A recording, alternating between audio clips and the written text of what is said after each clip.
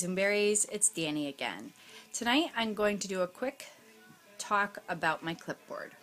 And I'm working on my eye contact through all this too. So learning process for everybody. Tonight I'm talking about the clipboard that was referred to in my first talk. Let me show you what it looks like. It doesn't work that way. Okay. So this is what it looks like. And yes, I got these really cool clipboards at the Dollar Tree before school started. I got green, turquoise, green, pink, and purple. So it couldn't have gotten much better. And I've got the cute little pens that match. The first thing I start deconstructing the clipboard for you so you can see what goes into it. First is the pen on the top. Have to have a pen, and I take my pens and all my little white Jamberry extras that I have, I stick them on my pens. And just so you know, you have to heat them to get them to stick to your pen too. It's not just your fingernails. The next thing on your clipboard would be our new catalog. And just inside that new catalog is a blank piece of paper. It's just a cheap 88-cent or Dollar Tree package of paper. It actually has a magnet on the back. But it works really good because so many times I have people saying, oh, can I have a scrap piece of paper? Because we all have lists and then we all have to narrow them down. So that is inside of our beautiful new catalog. The next thing on the clipboard is this little packet that I make up. It's not anything fancy. It's a sandwich bag.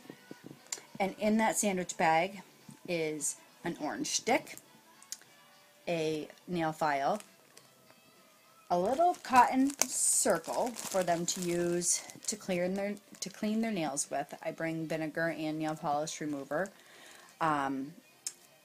And alcohol wipes if I had them available would go in here also. And their instructions on how to get them on and how to get them off. And my business card, because I think it's a good spot to keep it. It's all tucked in together and they can take it home with them.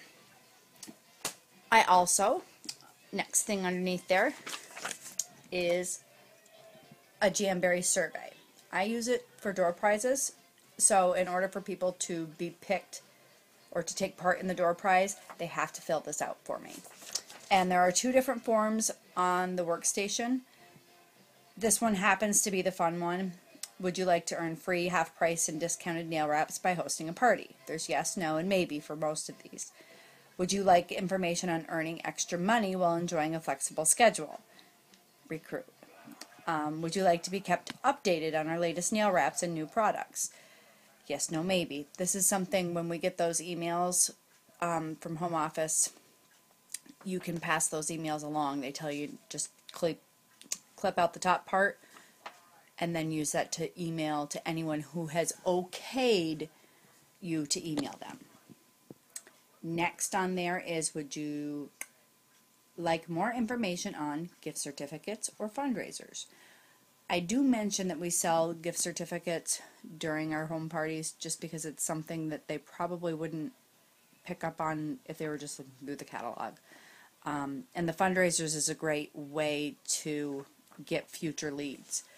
I had a couple that were working with a basketball team, another one was working with a swim team, and in our area sports are losing their funding in our schools because our schools don't have a lot of money to do what they need to do. So fundraising is a big thing. And then the last thing is would you like to receive a text as part of my follow-up?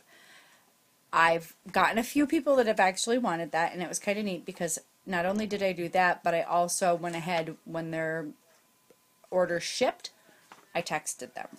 And the reason I did that was because most of the people that come to my home parties fill out the order form with assistance from me, and I submit the order form for them. So I actually go into the computer and do those when I get home. And it's nice to have the phone number just in case you've got any questions so that you can get those answered.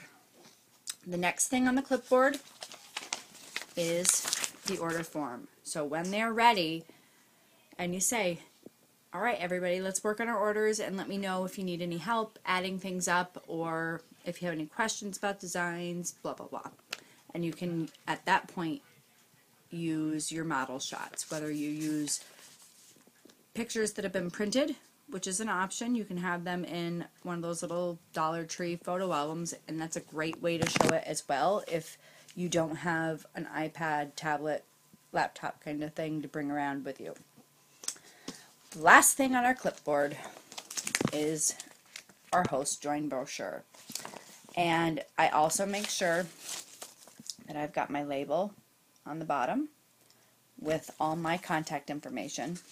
And when I put it on the clipboard, I don't put it on closed. I put it on so that it's open to this middle part, so they can immediately see what the hostess rewards are.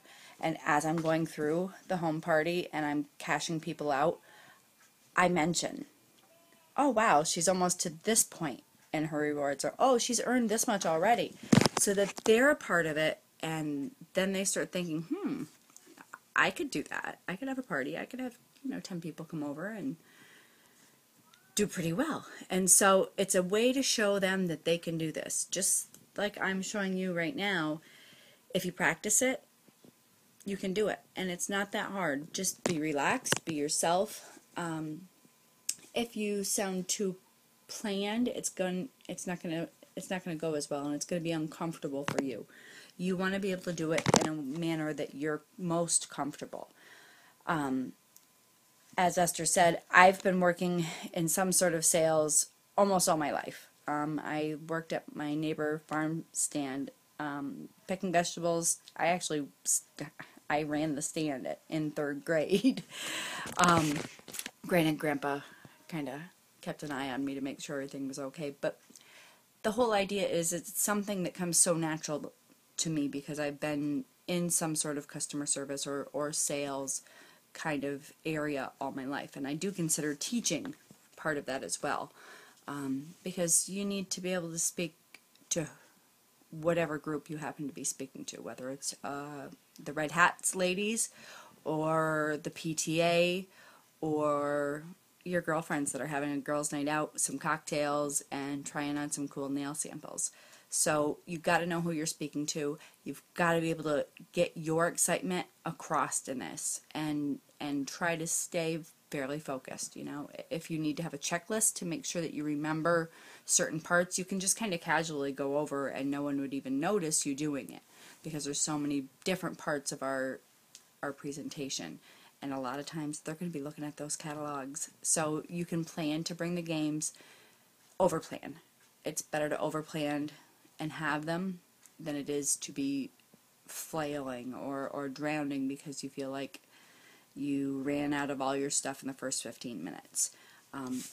Your catalog is going to take up a lot of that time. Talk to them about the designs and let them know they can do the buddy system also. And make sure that you put your stickers or some sort of identification on your catalogs, especially if you're going to be allowing your customers to bring them home with them. I like to be able to do that wherever possible because it definitely encourages more sales. So that's my talk for tonight. It's a little longer than it was last night for sure, but there was a lot of good stuff in there. So if anybody's got any questions, let me know, and I'll see you guys tomorrow. Good night.